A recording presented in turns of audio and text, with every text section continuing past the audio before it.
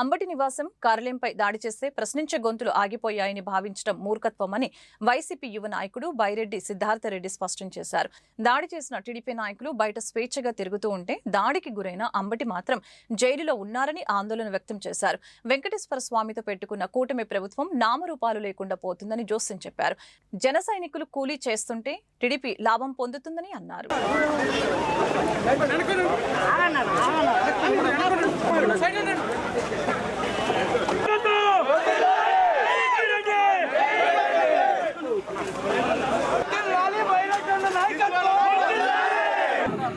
ఒక మనిషిని ఇబ్బంది పెడితేనో లేదా ఒక మనిషిని బాధ పెడితేనో ప్రభుత్వాన్ని ప్రశ్నించడం ఆగిపోతుంది అనుకోవడం, లేదా ప్రభుత్వం చేసిన తప్పులను వేలెత్తి ఎవరు చూపించారని అనుకోవడం ఆ ప్రభుత్వం యొక్క మూర్ఖత్వం అవుతుంది.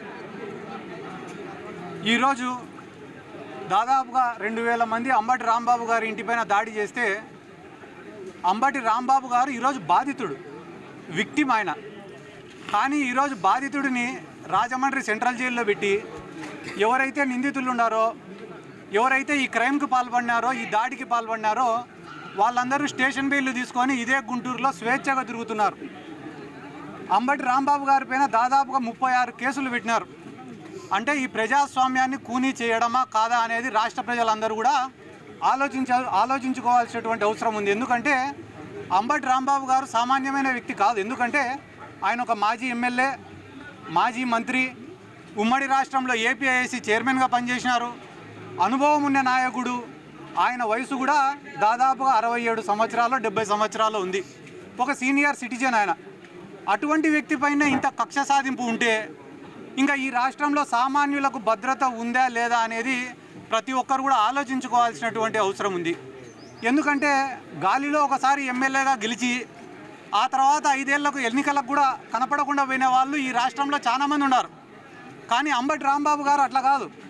గెలిచినా ఓడిపోయినా ఒక పార్టీని, ఒక నాయకుడిని, ఒక సిద్ధాంతాన్ని, వైఎస్ఆర్ కుటుంబాన్ని నమ్ముకొని చిత్తశుద్ధితో, కమిట్మెంట్తో పనిచేసినటువంటి నాయకుడు అంబటి రాంబాబు గారు.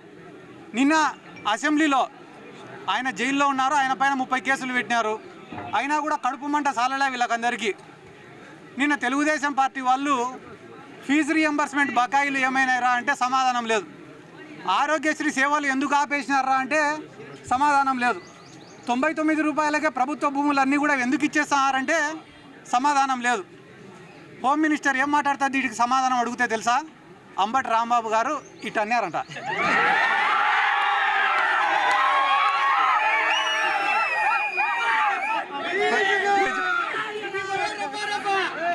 ప్రజలకు ఉపయోగపడే సమస్యలు 100 అడిగితే దానిలకు సమాధానం చెప్పకుండా అంబటి రాంబాబు గారు ఇటు అన్నారు. అది దేనికి సంకేతం ఇస్తున్నాడు అంబటి రాంబాబు గారు అని అంటున్నారు. చెయ్యి అయినది, గడ్డం అయినది. అంటే ఈ రాష్ట్రంలో తెలుగుదేశం వాళ్ళు చేసేది ఏమరా అంటే మంచి సబ్జెక్టును అంతా పక్కకు దొబ్బేసి పనికి మాలినది ఒక్కటి పట్టుకుంటారు. ఈరోజు వాళ్ళు ఏమనుకుంటున్నారు, టీడీపీ వాళ్ళంటే అంబటి రాంబాబు గారిని ఇబ్బంది పెడుతున్నాం, బాధ పెడుతున్నామని అనుకుంటున్నారు. కానీ అంబటి రాంబాబు గారు ఏమనుకుంటున్నారు, నేను వైఎస్ఆర్ కాంగ్రెస్ పార్టీ కోసం పోరాడతానా, అందుకు నేను గర్వపడుతున్నా అనుకుంటున్నాడు. ఆయన అట్లా అనుకునే రోజులు మీరు ఆయనను బాధ పెట్టేది లేదు, ఆయనను పీకేది కూడా లేదని చెప్పి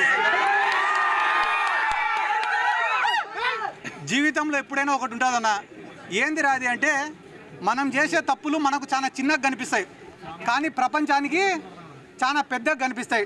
అదే రకంగా మనం చేసే మంచి మనకు చాలా పెద్దగా కనిపిస్తుంది, కానీ ప్రపంచానికి చాలా చిన్నగా కనిపిస్తుంది.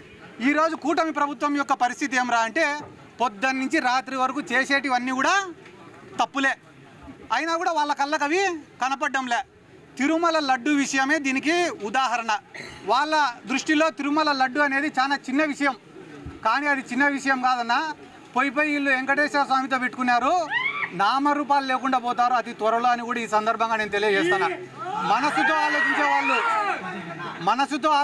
వాళ్ళు, మనస్సాక్షితో ఆలోచించే వాళ్ళు, దైవభక్తి ఉన్నవాళ్ళు, దేవుడిపైన నమ్మకం ఉన్నవాళ్ళు, జనసేన పార్టీలో కావచ్చు, తెలుగుదేశం పార్టీలో ఉన్నవాళ్ళు కూడా 80% మంది ఈ లడ్డూకు సంబంధించి వాళ్ళు చేస్తున్న తప్పుడు ప్రచారాలను ఒప్పుకోవడం లే. ఈరోజు కాబట్టి అంబటి రాంబాబు గారిని ఏదో జైలుకు పంపించినంత మాత్రాన ఈ పోరాటం ఆగిపోతుంది, ఇంకా ఎవరు మాట్లాడరు అని అనుకోవడం వాళ్ళ అవివేకం. ఎందుకంటే అంబటి రాంబాబు గారికి జైలుకు పంపించిన రోజు నుంచి ఈ రోజు వరకు వైఎస్ఆర్ కాంగ్రెస్ పార్టీ మాట్లాడడం పక్కన పెట్టండి, మా మౌనిక గారే అద్భుతంగా మాట్లాడుతున్నారు, అనర్గళంగా మాట్లాడుతున్నారు, ధైర్యంగా మాట్లాడుతున్నారు.